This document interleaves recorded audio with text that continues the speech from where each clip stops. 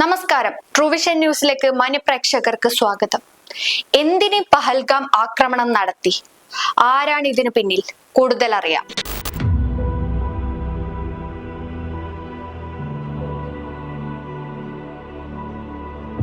2019 ഫെബ്രുവരിയിൽ പുൽവാമയിൽ നടന്ന ഭീകരാക്രമണത്തിനു ശേഷം കാശ്മീരിലെ പഹൽഗാമിൽ നടന്ന ഏറ്റവും വലിയ ഭീകരാക്രമണത്തിനാണ് രാജ്യം ഇന്നലെ സാക്ഷ്യം വഹിച്ചത്.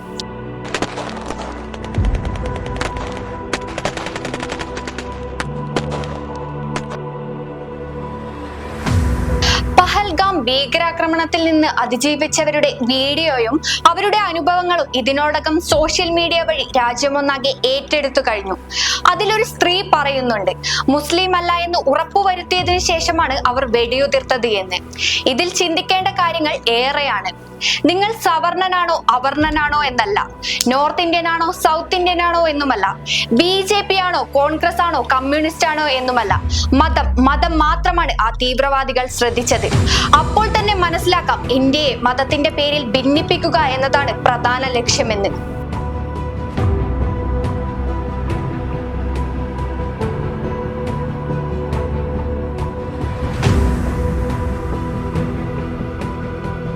ഇനി ഈ ഭീകരാക്രമണത്തിന് പിന്നിൽ ആരെന്ന് നോക്കാം.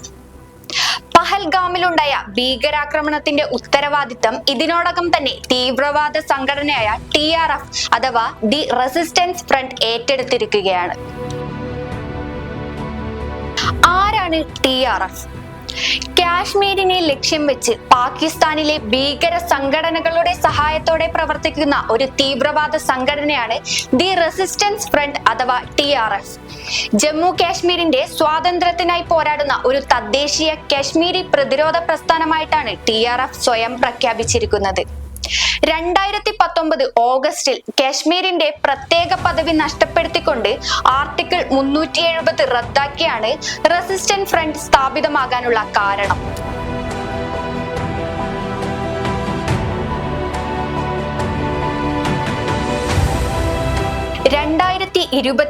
ജനുവരിയിൽ കേന്ദ്ര ആഭ്യന്തര മന്ത്രാലയം TRF-നെയും അനുബന്ധ ഗ്രൂപ്പുകളെയും നിരോധിച്ചിരുന്നു. പിന്നാലെ TRF നേതാവായ ഷെയ്ഖ് സജ്ജാദ് ഗുലിനെ തീവ്രവാദിയായി പ്രഖ്യാപിക്കുകയും ചെയ്തിരുന്നു. പാകിസ്ഥാൻ ആസ്ഥാനമായ ഭീകര സംഘടനയായ ലഷ്കർ-ഇ-തൊയ്ബയാണ് ഈ സംഘടന സ്ഥാപിച്ചതെന്നും അതിന്റെ ഒരു ശാഖയാണ് TRF എന്നുമാണ് കേന്ദ്ര സർക്കാരിന്റെ കണ്ടെത്തൽ.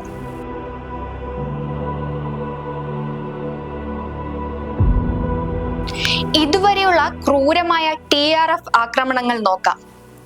കഴിഞ്ഞ കുറെ വർഷങ്ങളായി കാശ്മീരി പണ്ഡിറ്റുകൾ, കുടിയേറ്റ തൊഴിലാളികൾ, സുരക്ഷാ സേന എന്നിവരുൾപ്പെടെയുള്ള സാധാരണക്കാർക്കെതിരായ ആക്രമണങ്ങളിൽ ഭൂരിഭാഗവും TRF-ന് പങ്കുണ്ട്. ചൊവ്വാഴ്ച പഹൽഗാമിൽ വിനോദസഞ്ചാരികൾക്ക് നേരെയുണ്ടായ ആക്രമണത്തിന് മുൻപ് 2024 ഒക്ടോബറിൽ ഒരു ഡോക്ടറും 6 കുടിയേറ്റ തൊഴിലാളികളും കൊല്ലപ്പെട്ട ജമ്മു കാശ്മീരിലെ ഗണ്ടർബാൽ ജില്ലയിലെ ഒരു നിർമ്മാണ സ്ഥലത്ത് നടന്ന ആക്രമണത്തിന്റെ ഉത്തരവാദിത്തം നിരോധിത സംഘടനയായ TRF ഏറ്റെടുത്തിരുന്നു. കാശ്മീരിന്റെ പ്രത്യേക പദവി വീണ്ടെടുക്കുക എന്നതാണ് സംഘടനയുടെ പ്രധാന ലക്ഷ്യമെന്നാണ് നിരീക്ഷണം. പ്രധാനമായും കാശ്മീരിലെ അധികാര സംവിധാനങ്ങളെയാണ് TRF ലക്ഷ്യം വെക്കുന്നതെങ്കിലും സ്ഥലത്തെ വിനോദസഞ്ചാരികളും കച്ചവടക്കാരും ഉൾപ്പെടെയുള്ള സിവിലിയൻസും ഇവരുടെ ആക്രമണത്തിൽ കൊല്ലപ്പെട്ടിട്ടുണ്ട്. മകളുടെ മുന്നിലിട്ട് അച്ഛനെ കൊന്നു, ഭാര്യയുടെ മുന്നിലിട്ട് ഭർത്താവിനെ കൊന്നു, തന്നെയും കൊന്നിട്ട് പോകാൻ ആവശ്യപ്പെട്ടപ്പോൾ പറഞ്ഞത് നിന്നെ ഞങ്ങൾ കൊല്ലില്ല, നീ ചെന്ന് മോദിയോട് പറയുന്നതാണ്.